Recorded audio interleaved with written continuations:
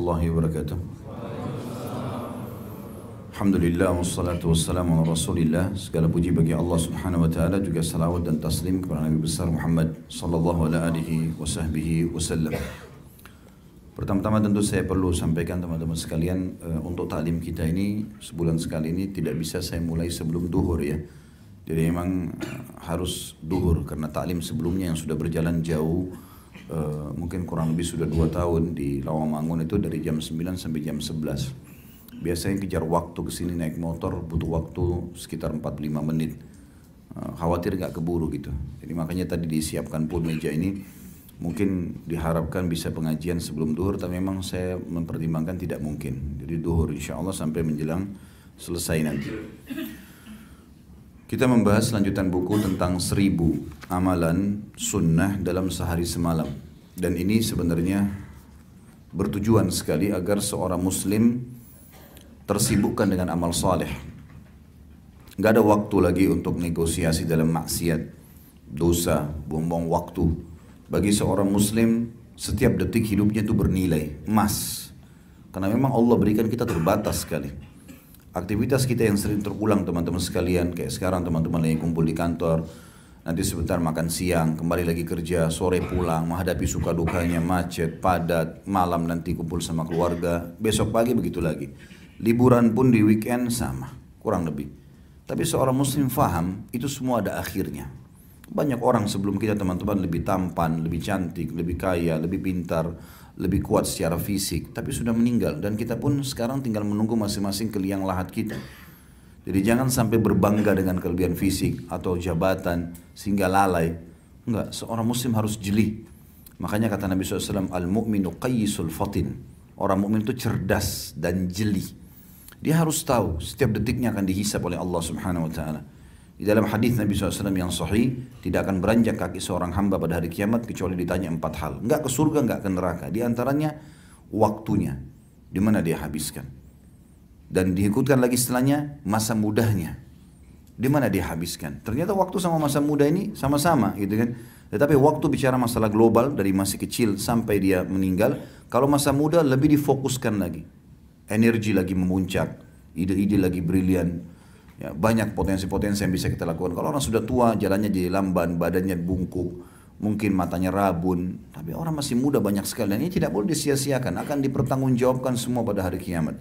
Dalam Al-Quran Allah SWT berfirman, A'udzubillahi minasyaitonirrajim, Am hasibtum annama khalaqnakum abathan wa annakum ilayna la turja'un. Apakah kalian mengira kami menciptakan kalian sia-sia dan tidak akan kembali kepada kami? Enggak ada hisab, enggak ada pertanyaan, enggak. Allah SWT berikan kepada kita potensi-potensi ini untuk mengejar apa yang dijanjikan di akhirat. Ingat teman-teman sekalian, kita ini adalah anak-anak akhirat, bukan anak-anak dunia. Dunia ini tempat mampir. Jangan tinggal di sini. Gitu. Nabi Adam AS diciptakan dan seluruh keturunannya untuk jadi penghuni surga. Makanya awal setelah diciptakan Nabi Adam ditaruh di surga dulu. Ini tempatmu nanti sama anak cucumu ya. Jadi itu seperti itu, lalu diturunkan di muka bumi sebagai petugas saja, tugas menjadi pemimpin untuk seluruh makhluk di muka bumi ini, khalifah. Lalu akan kembali lagi ke sana. Orang yang cerdas dia kembali ke tempatnya.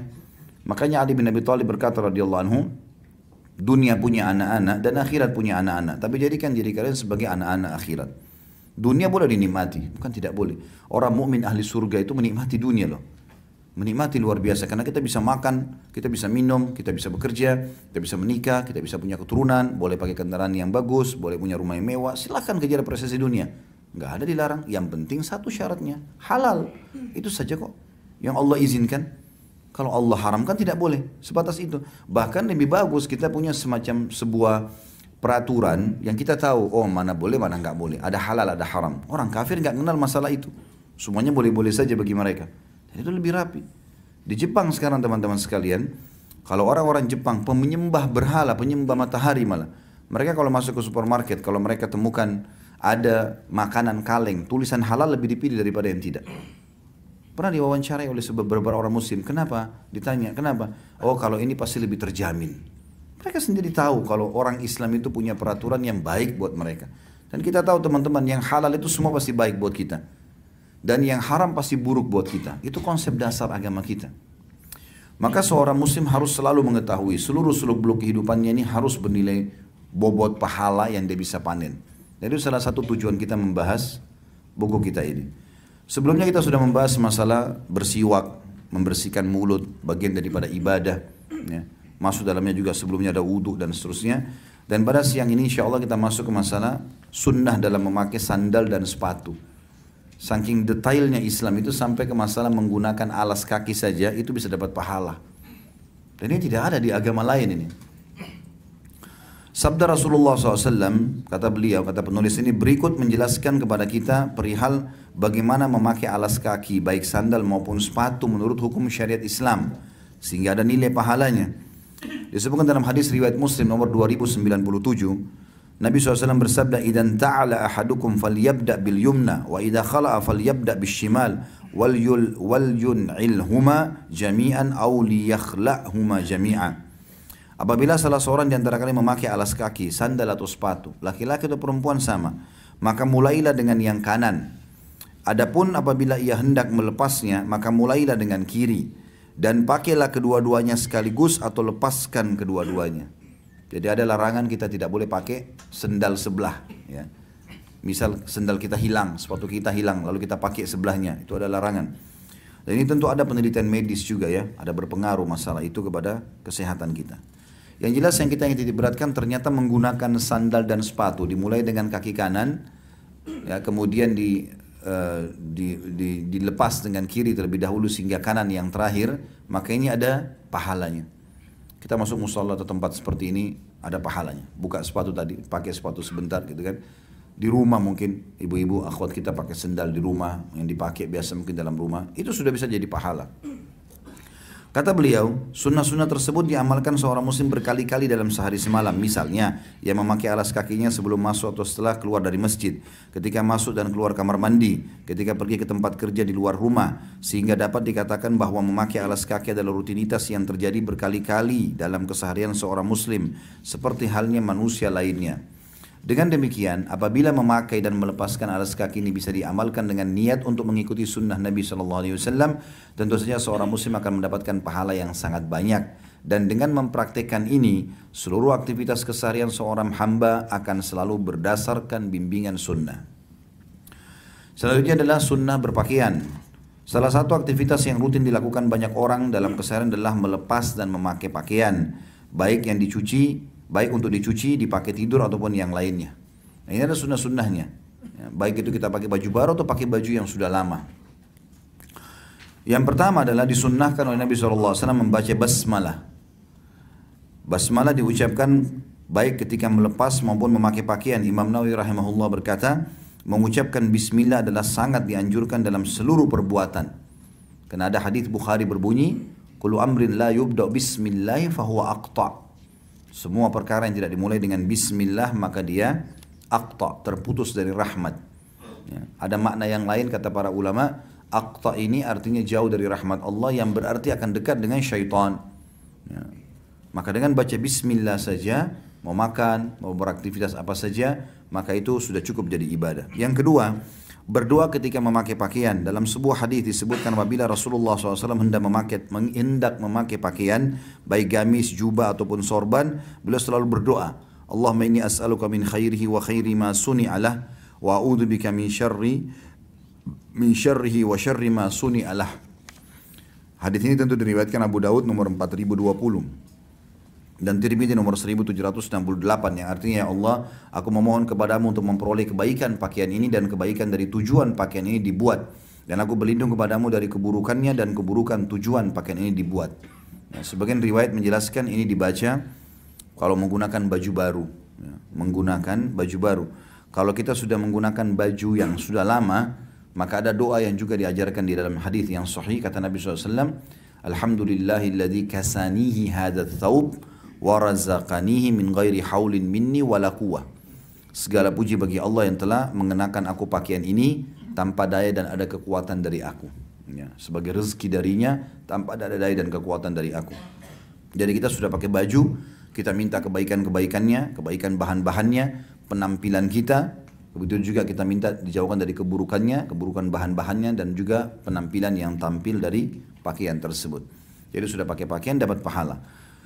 Yang ketiga, memakai pakaian dari sebelah kanan, dan ini sudah kita jelaskan tadi. Ini juga ada banyak hadis yang menjelaskan Nabi SAW selalu memulai yang baik-baik dengan tangan kanan, dan sisi kanan, menyisir rambutnya, memakai bajunya, memakai sendalnya, semua dimulai dengan kanan. Sunnah atau anjuran untuk mengerjakan amalan dengan tangan kanan atau sisi kanan ini adalah hadis Nabi SAW, "Idza labistum fabda'u bi aimanikum." Apabila kalian hendak memakai pakaian, maka mulailah dengan sebelah kanan kalian. Hadis ini riwayat Abu Daud nomor 4141 dan Tirmidzi 1766. Kemudian sunnahnya juga adalah, bisa ada 4 sunnah di sini dalam menggunakan pakaian: melepaskan pakaian atau celana dari sebelah kiri. Jadi kalau pakai sisi kanan, dan itu yang awal dimulai dalam hadisnya dikatakan mulailah selalu dengan sisi kanan dan jadikan kanan terakhir yang kalian lepaskan, baik itu sendal, pakaian ataupun yang lainnya. Tentu ini sebatas perbuatan-perbuatan yang dianggap positif ya. Tapi kalau untuk membersihkan diri, maaf, cebok pada saat lagi buang besar, buang kecil, justru tangan kiri. Justru tangan kiri. Seperti kasus kita masuk ke masjid, dimulai dengan kaki kanan, keluar dengan kaki kiri. Tapi kalau masuk kamar mandi atau WC, kaki kiri dulu baru kaki kanan, gitu kan. Kalau perbuatan yang dianggap negatif, membuang kotoran kita ini, yang memang dasarnya dalam pandangan orang ya kurang baik, kalau kececer pun orang menilai buruk misalnya, maka itu dengan sebelah kiri. Juga ada tambahan di sini sunnah Nabi SAW kalau teman kita pakai baju baru, dan boleh kita mengatakan ini baju baru saya beli, nggak ada hubungannya sama riya itu, karena itu fasilitas duniawi, gitu kan. Tujuannya agar saudara kita mendoakan, dan kita sunnahnya mendoakan saudara kita yang pakai baju baru. Ada 2 riwayat. Yang pertama, tubli wa yukhlifullah, semoga enak nyaman kau pakai dan semoga Allah menggantikan kalau sudah rusak. Jadi 2 potong kalimat, tubli wa yukhlifullah. Ada riwayat lain yang mengatakan kita doakan saudara kita muslim. Ini bisa suami istri saling mendoakan, orang tua dengan anak, ya teman sama teman. Di antara riwayat yang menyebutkan adalah ilbis jadidan. 3 potongan doa. Semoga kau selalu pakai baju baru. Wa ish hamidan. Semoga hidupmu selalu bahagia. Wa mut syahidan. Dan semoga pada saat kau mati, kamu mati syahid. Doa yang mulia. Gitu kan? Harusnya kita saling mengajarkan suami istri, orang tua pada anak. Ini mulia pakai baju baru, sudah nyaman. Ya, kita juga merasa bangga dengan baju itu, ya, karena baju baru. Kemudian kita juga didoakan, ilbis jadidan, semoga kau selalu pakai baju baru. Wa ish hamidan, semoga hidupmu bahagia. Wa mut syahidan, dan pada saat kau mati, closingnya nanti mati syahid, mati yang terbaik. Kemudian ada sunnah selanjutnya adalah sunnah keluar dan masuk ke dalam rumah. Ini tiap hari kita lakukan. Walaupun kita, sebagian ulama mengatakan keluar hanya ke halaman, menemui tamu di teras, di kebun belakang, sama saja. Imam Nawawi rahimahullah berkata dianjurkan membaca basmalah, memperbanyak zikir kepada Allah dan agar sering memberi salam. Kalau masalah zikir kepada Allah itu beranjak daripada sabda Rasulullah SAW di dalam hadis sahih riwayat Muslim nomor 2018. إذا دخل الرجل بيته فذكر الله عند دخوله وعند طعامه قال الشيطان لا مبيت لكم ولا عشاء. Apabila seseorang masuk ke dalam rumahnya lalu dia berzikir kepada Allah, apa saja, dia ucapkan salam, dia baca bismillah. Ketika dia masuk dan ketika dia makan di rumahnya, maka syaitan yang ada di sekitar rumahnya berkata pada teman-temannya, tidak ada tempat untuk nginap dan makan malam bagi kalian. Ada riwayat lain yang menjelaskan mengucapkan salam. Siapa yang mengucapkan salam pada saat masuk ke rumahnya? Ada orang, gak ada orang. Teman-teman mungkin ada yang belum menikah misalnya, kemudian dia tinggal di kontrakan sendiri, di kos-kosan sendiri. Dia buka, ucapin salam. Dalam surah An-Nur, Allah SWT jelaskan masalah itu. Fasallimu ala anfusikum tahiyatan min indillah. Salamlah buat diri kalian sebagai kata sambutan yang baik dari Allah. Jadi salam, ada orang, gak ada orang, kita dianjurkan tetap ucapkan. Ternyata itu sudah cukup membuat syaitan gak bisa masuk ke rumah kita. Plus lagi mereka tidak bisa mencuri makanan kita. Ya. Dari perlu juga digarisbawahi teman-teman sekalian, yang sering digambarkan di sinetron kita, di film-film, kalau syaitan bisa menembus tembok, menembus pintu, itu dusta besar. Ya. Dusta besar, gak bakal pernah bisa terjadi itu. Ya. Gak ada ceritanya itu kuburan terbuka, pocongnya bisa jalan, datang ke rumah, ketuk-ketuk pintu. Ya. Atau panggil anaknya, panggil keluarganya, dusta. Ini perusakan akidah, sama sekali nggak benar, nggak ada. Orang sudah mati nggak bakal keluar dari kuburannya, mustahil, gitu kan. Kalau memang betul itu terjadi, maka pasti tiap hari kita bisa dikunjungi oleh kerabat kita yang sudah meninggal, atau kita bisa ketemu Rasulullah SAW, ketemu para syuhada Badar, kita ngobrol aja sama mereka. Tapi itu nggak benar, gitu kan. lalu minta makan, minta minum, ini tidak benar semuanya. Makanya Nabi SAW juga mengatakan dalam hadis Bukhari, syaitan tidak akan pernah bisa membuka pintu yang sudah ditutup oleh pemilik rumah, dan syaitan tidak akan pernah bisa membuka tutup panci yang sudah ditutup. Mustahil. Jadi nggak mungkin, gitu kan? Jadi jangan dikatakan bahwasanya dia akan masuk dan segala macam, kecuali memang dasarnya orang itu membuka diri untuk itu. Nah subhanallah, salah satu yang menameng syaitan untuk masuk ke rumah adalah pengucapan salam atau berzikir ini. Itu yang pertama. Yang kedua, berdoa ketika masuk rumah. Kita, kata beliau, kaum muslimin diperintahkan supaya berdoa setiap kali masuk rumah, sekembali dari luar rumah. Sunnah dalam hal ini adalah disebutkan dalam hadis Nabi alaihi salatu wassalam, di dalam hadis yang sahih diriwayatkan Abu Daud nomor 5096. Nabi SAW sering kali mengucapkan kalau masuk rumah, Allahumma inni as'aluka khairal malaji wa khairal makhraji, bismillahi walajna wa bismillahi kharajna wa ala Allahi rabbina tawakkalna. Ya Allah, kepadamu lah aku memohon, ya, kebaikan ketika masuk dan kebaikan ketika keluar, dengan menyebut nama Allah kami masuk dan kami keluar, dan hanya kepada Allah Rabb kami bertawakal. Kemudian dia dianjurkan memberikan atau mengucapkan salam kepada anggota keluarganya pada waktu itu sedang berada dalam rumah. Dengan doa tersebut seseorang akan bisa merasakan tawakalnya kepada Allah saat masuk dan keluar rumah, dan ini akan melahirkan hubungan yang terus menerus antara hamba dengan Rabbnya. Jadi memang tujuan-tujuan daripada doa dan zikir ini agar seseorang seperti selalu absen dengan Tuhannya Allah subhanahu wa ta'ala. Itu sunnah membaca doa ini. Kemudian yang ketiga, sunnahnya bersiwak sebelum menemui keluarga. Jadi kebanyakan karena yang tinggal di rumah adalah istri, anak-anak, maka dianjurkan teman-teman sekalian ya, membersihkan mulutnya. Kalau siwak mudah dikantongin, kalau tidak ada siwak pun mungkin kita bisa melakukan atau membawa air mineral, mungkin kumur-kumur, atau begitu masuk rumah, masuk ke dalam kamar mandi dulu. Ya, ini sunnah Nabi SAW. Anjuran supaya umat Islam melakukan amal ini berdasarkan sabda Nabi SAW dalam hadis riwayat Muslim nomor 253. Karena Nabi SAW idza dakhala baitahu bada'a bis-siwak. Sesungguhnya Rasulullah SAW kalau masuk ke dalam rumah beliau selalu memulai dengan siwak. Ya, jadi kalau masuk ke dalam rumah, kalau kita tidak punya siwak pun, saya bilang tadi masuk kamar mandi. Saya selalu praktikin, kalau masuk ke rumah, istri saya pun mau ngobrol sebentar atau anak-anak mau main, maka saya pamit. Sebentar dulu saya akan masuk kamar mandi. Walaupun alhamdulillah kita sudah berusaha menjaga bau badan, menjaga segala macam, tapi adabnya baik. Apalagi kalau kita bisa mandi, segar, kemudian kita berkumpul sama keluarga, mereka pun nyaman dengan bau wangi yang ada, dengan bau mulut yang wangi, itu adalah sunnah Nabi alaihi salatu wassalam. Yang keempat, mengucapkan salam. Kalau tadi yang pertama adalah berzikir, tapi saya sudah singgung masalah salam. Dalilnya surah An-Nur surah nomor 24 ayat 61. Surah nomor 24 ayat 61.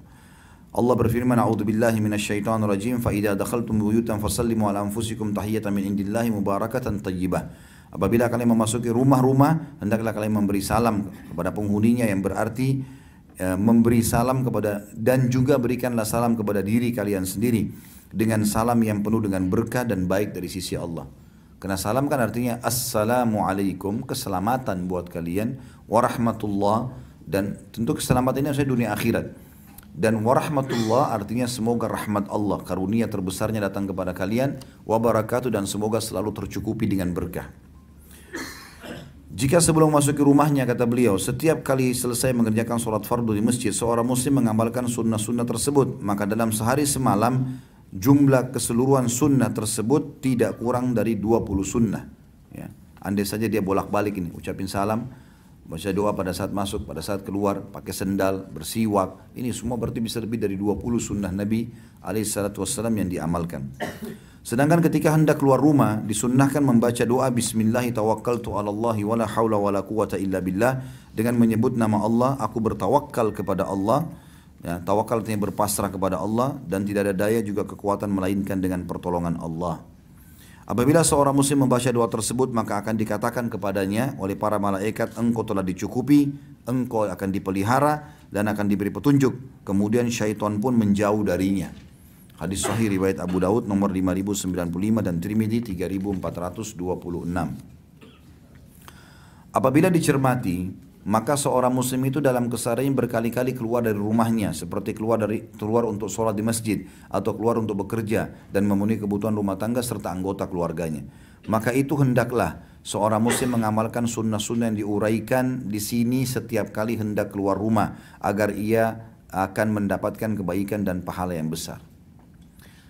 Di sini sebagai penutup dalam poin ini, faedah mengikuti sunnah keluar rumah. Beberapa faedah yang dapat dipetik dari upaya hamba dalam mengikuti sunnah Nabi SAW yang berkaitan dengan keluar rumah adalah yang pertama, semua urusan dunia akhirat hamba tersebut akan dicukupi oleh Allah. Karena kalau keluar rumah baca bismillah, tawakkaltu 'ala Allah, dipenuhi semua hajatnya. Yang kedua, mendapatkan perlindungan dari setiap kejahatan dan setiap yang dibenci, baik yang datang atau berasal dari jin maupun manusia. Dan yang ketiga, seorang hamba akan mendapatkan hidayah Allah atau petunjuk, dan hidayah atau petunjuk ilahi ini sendiri adalah lawan dari kesesatan. Ya, semoga Allah SWT menyelamatkan kita dari semua keburukan. Ini termasuk yang disampaikan oleh penulis di sini. Jadi ini termasuk sunnah Nabi SAW. Juga sunnah Nabi SAW yang selanjutnya adalah pergi ke masjid. Ya.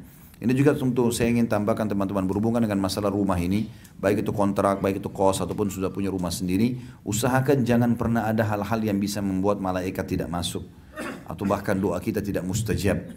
Ya, seperti adanya patung di rumah, adanya lukisan. Lukisan ini fokus kepada manusia, hewan ataupun ada orang yang menggambarkan jin, syaitan atau malaikat yang digambarkan laki-laki bersayap misalnya. Ini semua dilarang. Jadi masuk dalam larangan Nabi SAW yang berbunyi dalam hadis Bukhari, rumah yang di dalamnya ada patung, ada anjing tidak akan dimasuki oleh malaikat. Maka ini harus dijaga supaya salam kita bermanfaat, ya, doa-doa kita dalam rumah juga bermanfaat, maka tentu saja kita harus hindari ini. Nabi SAW pernah mau masuk rumah, lalu beliau temukan ada anjing depan rumah. Lalu beliau berdiri sebentar sambil anjing tersebut diusir. Pada saat sudah pergi Nabi SAW masuk, Aisyah tanya radhiyallahu anha, ya Rasulullah, kenapa tadi anda tertahan, tidak langsung masuk? Kata Nabi SAW, tadi bersamaku Jibril dan Jibril tidak mau masuk dalam rumah karena ada anjing tersebut. Ya, berapa banyak umat Islam yang tidak faham masalah ini. Maka kalau ada lukisan berhubungan dengan misal di meja makan, lukisan buah-buahan, nggak ada masalah. Atau kita lukisan mobil, lukisan gedung-gedung, ya, atau pantai tapi tanpa ada hewan, tanpa ada manusia, ini semua tidak ada masalah. Tapi kalau sudah masuk ke masalah adanya tadi gambar-gambar ini, maka dilarang karena tidak akan masuk ke dalamnya malaikat-malaikat. Kami juga punya pengalaman dalam masalah bab ruqyah, mengobati orang-orang yang kena sihir. Subhanallah, sihir itu akan mudah cepat di ruqyah di sebuah rumah atau seseorang kalau memang dasarnya dia sendiri mau mengobati dirinya, ikhlas kepada Allah, minta pertolongan agar disembuhkan. Lalu dia harus membebaskan rumahnya dari hal-hal seperti ini. Termasuk di sini teman-teman sekalian foto. Masalah foto ini khilaf di antara ulama masalah boleh atau tidak bolehnya. Tapi kami termasuk berpegang pada pendapat yang membolehkan kalau foto. Karena Syekh Utsaimin rahimahullah berkata foto itu seperti orang yang melihat dirinya di cermin. Jadi kita pakai baju apa, warna kulit kita seperti apa, ya keluarnya seperti itu. Cuma ini pun dianjurkan untuk tidak dipajang. Karena larangan hadis yang menyebutkan tentang malaikat tidak masuk ke dalam rumah adanya gambar atau patung yang dipajang. Jadi kalau ada keperluan kita taruh di album, taruh di handphone, ya penting. Yang kita simpan di tempat-tempat yang tidak bukan untuk dipajang. Ada orang banyak masuk ke rumahnya semuanya foto. Nah ini termasuk subhanallah. Beberapa kali kasus ruqyah yang dilakukan oleh beberapa teman-teman praktisi lapangan ini itu bermasalah rupanya. Jadi makanya sudah dengan pengalaman-pengalaman yang ada disuruh turunkan semua gambar-gambar itu, kemudian di ruqyah itu efeknya jauh lebih besar. Jauh lebih besar. Baru dibacain beberapa ayat sudah kesurupan, sudah muntah, sudah segala macam. Tadinya kalau ada gambar atau foto enggak sama sekali. Nah, makanya juga termasuk berhubungan dengan masalah rumah supaya apa yang kita amalkan dari sunnah-sunnah Nabi SAW itu bermanfaat. Rumah itu makin bersih, makin bagus, ya, makin disukai oleh Allah SWT. Dan ingat juga merapikan rumah, membersihkan rumah bagian dari sunnah Nabi SAW. Ya, dalam hadis dikatakan innallaha jamilun yuhibbul jamal. Allah indah. Ya, maksud makna dalam masalah indah ini adalah bersih, rapi dan menyukai semua itu. Makanya kita lihat surga yang dijanjikan digambarkan istana yang mewah, kebun-kebun yang lebat dan rapi, permadani, dipan-dipan, bantal-bantal. Surah Al-Waqiah, Surah Ar-Rahman menjelaskan semuanya indah. Bidadari-bidadara digambarkan seperti intan, seperti yakut, luar biasa gitu menggambarkan. Dan memang itu ajaran Allah Subhanahu wa taala kepada nabinya Muhammad sallallahu alaihi wasallam. Kalau tempat kotor, ya maka disukai oleh syaitan. Syaitan itu melihat tempat bersih teman-teman, tempat wangi itu seperti kalau kita melihat tempat yang jorok. Dia justru suka. Makanya rumah-rumah yang tidak dihuni, rumah tua, memang ada syaitan. Memang dia suka dengan tempat-tempat seperti itu. Dan kalau dibersihkan maka tentu saja akan aman. Allahu a'lam. Kemudian kita masuk ada sunnah selanjutnya, sunnah menuju ke masjid. Dan mungkin kita tutup dengan ini supaya ada kesempatan untuk bertanya. Yang pertama, bersegera menuju ke masjid. Ya, jadi usahakan kalau bisa ke masjid sebelum azan bagus. Kalau pas azan, yang penting kita jangan ketinggalan beberapa sunnah-sunnah Nabi. Karena antara azan dan iqamah ada doa mustajab, ada sholat qabliyah, ya. Ada mengejar awal takbiratul ihram bersama imam. Ya. Karena syaitan kalau tidak bisa menahan kita untuk ke masjid, maka minimal sekali dia akan menerlambatkan kita supaya kehilangan sunnah-sunnah ini. Oh masih 5 menit kok, masjid dekat rumah saya iqamahnya, ditunda lah akhirnya. Akhirnya dia tiba nggak sempat sholat qabliyah, nggak sempat doa mustajab. Ini doa mustajab teman-teman. Yang 5 menit itu, ini Allah janjikan memberikan kepada kita seluruh hajat dunia akhirat. Antum bayangin kalau seandainya kita diberikan kesempatan oleh wali kota atau gubernur DKI untuk datang ke kantornya setengah jam saja, boleh sampaikan apa yang dia inginkan. Misal disampaikan pembebasan tanah di satu tempat, itu saja sudah luar biasa. Mungkin kita sudah adakan persiapan-persiapan, hanya dikasih waktu sebentar, dan itu hanya satu hajat. Antara azan iqamah ini harus dimaksimalkan, doa mustajab, gitu kan? Harusnya seperti itu. Sunnah menuju ke masjid dianjurkan agar yang pertama bersegera. Beranjak daripada hadis Nabi SAW riwayat Bukhari nomor 615, Imam Muslim nomor 437. Nabi SAW bersabda, "La ya'lamun nasu ma fi nida'i was safil awal la atau thumma lam yajidu illa an yastahimu." Saya ulangi kembali, "La ya'lamun nasu ma fi nida'i was safil awal thumma lam yajidu illa an yastahimu alaihi lastahamu alaihi." Walau ya'lamuna ma fi tahjiri lastabaqu ilai walau ya'lamuna ma fil atamata was subhi la atauhuma walau habwa. Seandainya manusia mengetahui keutamaan panggilan azan dan saf pertama, begitu azan mereka sudah jawab jawaban muadzin, lalu kemudian mereka ke masjid dan mengejar saf-saf pertama bagi laki-laki di depan. Kemudian tidaklah mereka bisa mendapatkan itu kecuali mereka berundi atau bersaing, pasti mereka akan berundi atau bersaing. Dan seandainya mereka mengetahui keutamaan bersegera menuju ke masjid, niscaya mereka akan berlomba-lomba. Dan seandainya mereka mengetahui keutamaan sholat isya dan subuh berjamaah, niscaya mereka akan datang walaupun dengan merangkak. Dan ini berarti keutamaan ke masjid. Buru-buru ke masjid di awal waktu itu bagus. Maksud saya di sini buru-buru bukan berlari, tapi dia bersegera datang. Imam Nawawi rahimahullah berkata, at-tahjir ialah bersegera menuju ke sholat. Jadi bersin ya, yarhamkallah. Yang kedua, berdoa ketika menuju ke masjid. Dan ini doa mulia sekali. Kata para ulama, orang yang rutin kerjakan, maka walaupun dia berkulit gelap, tetap Allah SWT berikan ini, cahaya. Terbiasa berdoa ini kalau ke masjid. Hadis ini diriwayatkan oleh Imam Muslim nomor 763. Siapa yang ke masjid membaca Allahumma ja'al fi qalbi nura. Ya Allah jadikanlah cahaya di dalam hatiku. Wa fi lisani nura. Jadi kita cara menghafalnya itu seperti kalau saya pribadi, kalau saya pada saat pertama menghafal doa ini, saya membayangkan, oh ini yang dimulai dari hati dulu minta cahaya. Oh setelah itu baru dikatakan lisan, ya. Wa fi lisani nura. Waj'al fi sam'i nura, jadikanlah di pendengaranku cahaya. Waj'al fi basari nura, jadikanlah di penglihatanku cahaya. Waj'al fi min khalfi nura, ya Allah jadikan dari belakangku semua cahaya. Wa min amami nura, dari depanku cahaya. Waj'al min fawqi nura, jadikan di atasku cahaya. Wa min tahti nura, di bawahku juga cahaya. Allahumma a'tini nura, ya Allah berikanlah aku cahaya. Ada tentu riwayat-riwayat yang lebih lengkap daripada ini. Di antaranya tambahan Allahumma ja'al fi bashari nura wa fi qabri nura. Ya Allah jadikanlah di seluruh wajahku cahaya dan di kuburanku nanti juga cahaya.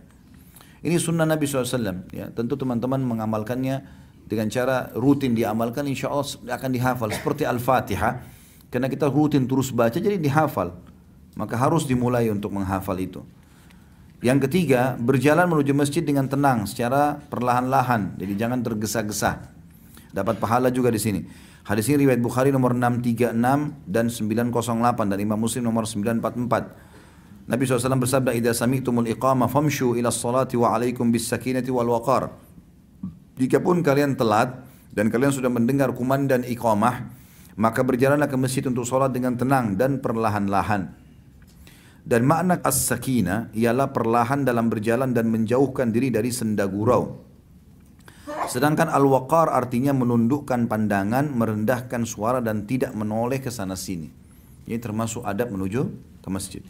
Yang keempat, menuju masjid dengan berjalan kaki kalau mampu. Ya. Kalau memang membutuhkan kendaraan tidak ada masalah. Para ulama menjelaskan bahwasanya disunnahkan memperpendek langkah serta tidak tergesa-gesa tak kala berjalan menuju ke masjid. Tujuannya adalah agar kebaikan yang diperoleh pelaku amalan sunnah ini semakin banyak. Keterangan ini berdasarkan nas syar'i yang menunjukkan keutamaan memperbanyak langkah saat ke masjid. Di antaranya sabda Nabi SAW dalam hadis Muslim nomor 251. Ala adullukum ala ma yamhu Allahu bihil khataya wa yarfa'u bihid darajat. Qalu bala ya Rasulullah wa dzakara minha kathratul khuta ilal masajid. Maukah kalian aku tunjukkan perbuatan yang paling banyak menyebabkan Allah mengampuni dosa dan meninggikan derajat seseorang di surga? Mereka menjawab, tentu ya Rasulullah. Kemudian Rasulullah SAW menyebutkan salah satunya adalah memperbanyak langkah menuju ke masjid. Dan terus ada juga masuk, ini sudah kita jelaskan di bab wudu dulu ya. Berwudu di waktu-waktu yang dia apa? Masih ingat gak? Dibenci. Waktu-waktu yang tidak disukai. Kayak malam hari mau tidur, kita sudah ngantuk. Di musim dingin. Itu termasuk banyak meninggikan derajat dan mengampuni dosa-dosa. Tapi sini saksi bahasan kita memperbanyak langkah. Abdullah bin Umar radhiyallahu anhu, Abu Hurairah radhiyallahu anhu dan beberapa sahabat itu kalau belum masuk sebelum waktu-waktu sholat mereka sudah keluar masjid dan jalan pelan. Misalnya Masjid Nabawi menujunya lurus, mereka mutar dulu ke rumah-rumah kerabatnya, teman-temannya untuk memanggil sholat, untuk memperbanyak langkah-langkah kaki menuju ke masjid. Hanya dengan jalan peninggian derajat dan pembersihan dosa. Dalam hadis Bukhari yang lain dikatakan, setiap langkah ke masjid, satu langkahnya mengampuni dosa, satu langkahnya mengangkat derajat. Yang kelima, berdoa ketika masuk masjid. Ini dengan kaki kanan, lalu kita membaca di antara lafaz hadisnya adalah Allahumma ftah li abwaaba rahmatik. Ya Allah, bukakanlah untukku pintu-pintu rahmatmu. Di dalam riwayat yang lain disunnahkan juga memulai dengan salawat kepada Nabi SAW. Ya. Dikatakan dalam hadis yang diriwayatkan oleh An-Nasai, Ibnu Khuzaimah, Ibnu Hibban dan Ibnu Majah, dan ini riwayat Ibnu Majah nomor 772 dengan sanad sahih. Rasulullah SAW bersabda, "Idza dakhala ahadukumul masjid falyusallim 'alan nabi sallallahu alaihi wasallam wal yaqul Allahumma aftah li abwaaba rahmatik." Apabila di antara kalian ada yang masuk ke masjid, maka hendaklah ia bersalawat kepada Nabi sallallahu alaihi wasallam. Baca Allahumma salli ala Muhammadin wa ala ali Muhammad. Kemudian ucapkanlah doa, ya Allah, bukalah pintu rahmatmu untukku. Dan rahmat artinya karunia. Yang keenam, mendahulukan kaki kanan saat masuk ke masjid. Ini sudah masyhur. Hadisnya adalah hadis yang sahih riwayat Hakim di jilid 1 halaman 475. Anas bin Malik berkata, "Anu minas sunnati idza dakhalta al-masjid an tabda'a bi rijlikal yumna wa idza kharajta an tabda'a bi rijlikal yusra." Termasuk sunnah adalah engkau masuk ke masjid, dahulukan kaki kananmu, sedangkan apabila engkau keluar dari masjid, dahulukan kiri kakimu. Yang ketujuh, memprioritaskan menempati saf pertama, terutama bagi laki-laki. Jadi jangan dorong-dorongan sama orang, jangan persilahkan kita yang masuk duluan. Kalau sudah masuk di saf pertama, kemudian ternyata ada lowong, baru kita persilahkan orang lain masuk. Ya. Sesuai dengan sabda Nabi SAW dalam hadis sahih riwayat Bukhari nomor 615, Imam Muslim 437, "La ya'lamun nasu ma fi nidai was safil awal, thumma lam yajidu illa an yastahimu alai, lastahamu alai, walau ya'lamuna ma fi tahjiri lastabaqu ilai."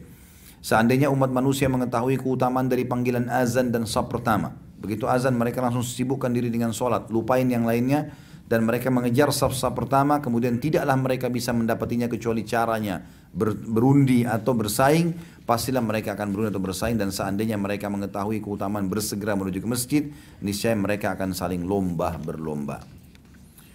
3 poin yang terakhir, yang ke-8 adalah berdoa ketika keluar masjid dengan membaca Allahumma inni as'aluka min fadlik.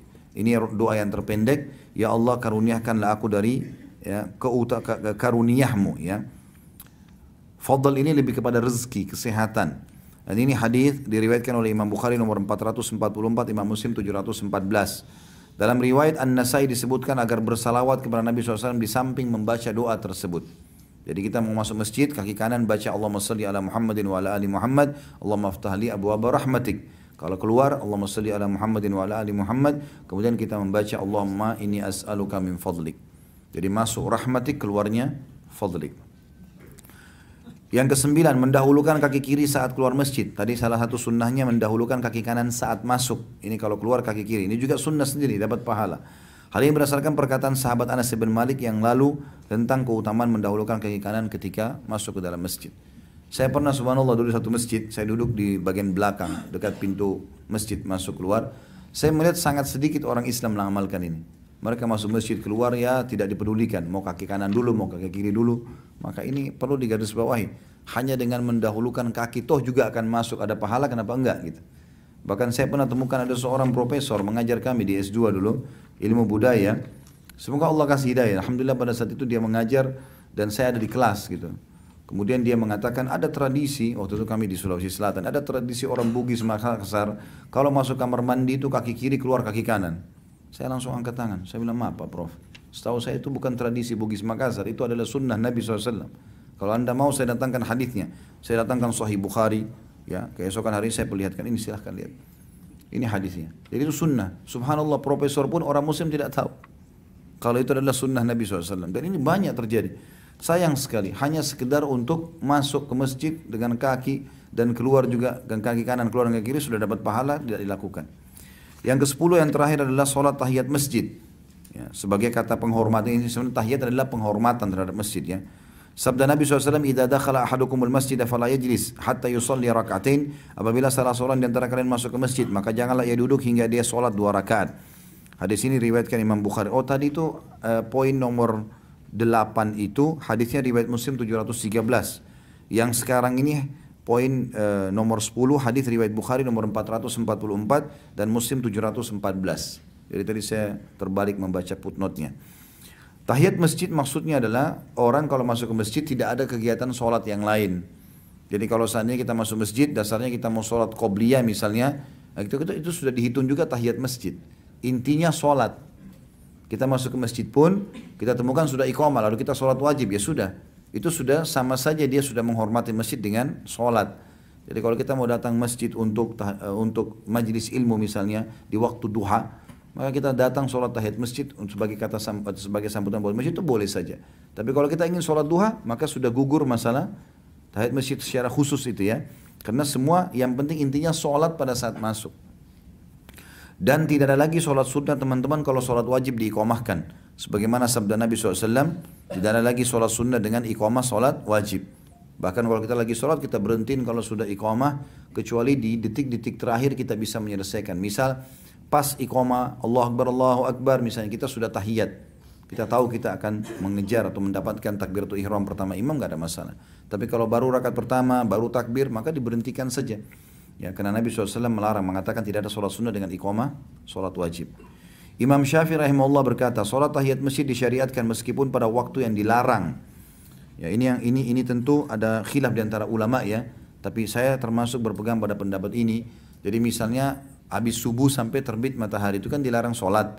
Habis asar sampai terbenam matahari kan dilarang sholat, gitu kan? Karena memang ini poinnya ada hadis yang berkata jangan kalian sujud atau ruku di awal pagi, maksudnya di awal habis iqamah subuh sampai terbit matahari dan habis asar sampai terbenam matahari karena iblis sedang mengeluarkan tanduknya dan pengikutnya sedang sujud kepadanya. Tapi ada beberapa jenis sholat yang dikecualikan, penghususan diantaranya tahiyat masjid, diantaranya sholat jenazah, diantaranya sholat gerhana, gitu kan? Ini semua sholat-sholat yang dikecualikan. Ya. Ibnu Hajar berkata hukum sholat tahiyat masjid adalah sunnah menurut ijma' dan ahli fatwa atau ulama.